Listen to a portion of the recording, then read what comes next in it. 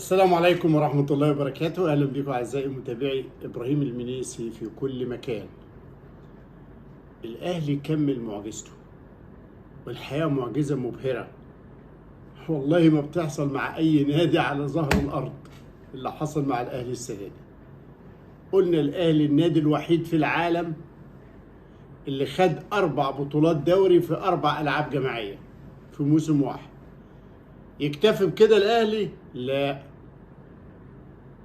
النهارده او امبارح بمعنى ادق الاهلي كمل الرباعيه لخماسيه. خد بطوله الدوري لكره الماء على حساب هليوبلس، وده من اقوى الفرق في كره الماء. اصبح الاهلي بطل الدوري لكره القدم، بطل الدوري لكره السله، بطل الدوري لكره اليد، بطل الدوري للكره الطايره، بطل الدوري لكره الماء. انجاز، بقول لكم اعجاز مبهر ما حصلش مع اي فريق في العالم. بل ان الرباعيه ديت الاهلي اصلا ما عملهاش نفسه، ما حدش عملها فيك يا مصر الا الاهلي، وعملها من 25 سنه في 99 2000. النهارده بيكمل الرباعيه، بل بيكمل الخماسيه كمان.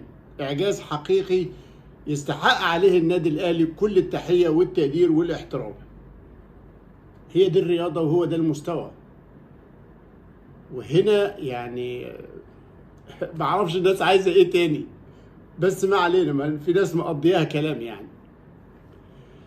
الاهلي النهارده الفريق في راحه ويجمع ان شاء الله تعالى، والساعه 8 تقلع طائره الاهلي باذن الله تعالى عبر الخطوط الاماراتيه في ترانزيت في ابو ظبي، ثم الطيران الى ميامي. الرحله شاقه وطويله، الرحله حسب معرفتي هتاخد حوالي 21 ساعه. فهيوصل الاهلي يعني تاني يوم متأخر كمان. المهم بالسلامة ان شاء الله تعالى، ومصحوب بدعوات الملايين. كابتن الخطيب زي ما قلت لكم امبارح تعذر سفره مع البعثة، وهيلحق بيها بإذن الله ان شاء الله، يتعافى ويكون في احسن صحة ويلحق بالبعثة. امبارح شفت حوار وده كان مهم جدا مع خوسيه ريبيرو المدير الفني للنادي الاهلي مع الكابتن شوبير في قناه الاهلي. وكويس انه سالوا اسمك ايه بالظبط، لان انا اقول لكم على حاجه. ديتريش فايسا الالماني مدرب الاهلي اللي جه للنادي الاهلي، الراجل لغايه لما مشي واحنا مش عارفين، يعني هو جه في نهايه الثمانينات 88 89، انما ما كناش عارفين هو فايسا ولا فايتسا، ده ينطقوا كده وده ينطقوا كده. الراجل مشي ويعني اشتغل معانا ومشي محدش يعني وقف عند اسمه بالظبط ايه. بمناسبة الفرق بين الناس مع بعضيها، الراجل ده يا جماعة لما اتوقف الدوري في مصر والنشاط عشان يجهز منتخب مصر، عشان الكابتن جوهر يجهز المنتخب لكأس العالم 90، فوقفوا النشاط. فالراجل قال لك انا همشي يا عم، ما عاملين كأس الاتحاد حاجة كده تنشيطية. قال لك لا، انا ارفض ان انا اقعد اخد فلوس من غير عمل.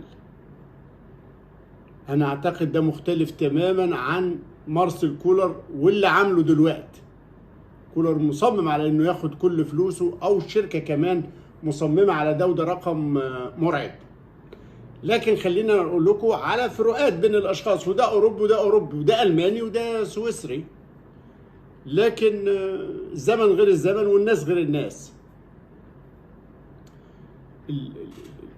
بمناسبه كولر، حوار كابتن شوبير مع خوسيه ريبيرو، لانه الراجل قال لك كده يعني اسمي خوسيه ريبيرو، فهيكتب بالسين وريبيرو بالبه مش بالفه. اهم حاجه في حواره انك تستلهم او تستكشف شخصيته. اقدر اقول لكم المؤشرات الاوليه، طبعا اكيد الكلام غير الفعل، واكيد الكلام في البدايه، ولكن الانطباعات اللي بتديك مؤشرات لطبيعه الشخصيه. الراجل ده محترم وطموح جدا، وواقعي وراجل ذوق. أسد جديد في الجزيرة يا جدعان، محمد علي بن رمضان أهلاوي. يتم خلاص تصوير فيديو إعلان محمد علي بن رمضان. كل اخواتي وحبايبي يعملوا لايك واشتراك في القناة ويصلوا على رسول الله. اللهم صل وسلم وبارك على نبينا محمد وعلى آل محمد وعلى أصحاب محمد كما صليت وباركت على سيدنا إبراهيم وعلى آل إبراهيم وعلى أصحاب إبراهيم في العالمين إنك حميد مجيد، وأشهد أن لا إله إلا الله وأشهد أن محمد رسول الله. اللهم انصر اخواتنا في غزة وفي فلسطين وفي كل مكان في بقاع الارض يا رب العالمين. اللهم اشفي مرضانا ومرضى المؤمنين واشفي مرضانا ومرضى المسلمين. اللهم اغفر لموتانا وموتى المسلمين. اللهم تقبل منا يا رب العالمين. طبعا يا اخواتي محمد علي بن رمضان خلاص رسميا في النادي الاهلي. رسميا محمد علي بن رمضان في النادي الاهلي. الحمد لله. الى كل الناس اللي كانوا شايفيننا ان احنا بنجيب لهم صفقات اي كلام، بقول لكم اللي صفقة محمد علي بن رمضان في سرك ما تقولش لحد، اللي صفقة محمد علي بن رمضان اهلاوية. وكل الناس اللي كانوا بيتمنوا ان الصفقة تفشل اقول لهم اتبطوا خلاص. محمد علي بن رمضان اهلاوي، اهلاوي والفخر ليه، واضافة جديدة ليه هو مش للنادي الاهلي، هيبقى اضافة للنادي الاهلي ثم اضافة ليه هو. اخواتي ومحبيني في كل مكان، كل اللي متابعنا هنا يعمل لايك واشتراك في القناة علشان يوصل له كل جديد وكل صفقات النادي الاهلي. خلاص يا اخواتي، خلاص قائمة النادي الاهلي خلاص بتتراجع، بتتوشح، بتتحوش، بتبقى وحش افريقيا ظاهر بنجوم النادي الاهلي. وحش افريقيا ظاهر بنجوم النادي الاهلي هم التالي. الخطة بتاعتنا الجديدة يا جماعة بعد كل الصفقات هي كالتالي: في حراسة المرمى الوحش افريقيا هو محمد الشناوي، امامه وحشين من وحوش افريقيا خط دفاع قوي هو يوسف ايمن واشرف داري، وبكده نبقى عوضنا وجود محمد عبد المنعم وربنا يوفقه مع نادي نيس. على الشمال عندك يحيى عطية الله، على اليمين عندك نجم النجوم عمر كمال.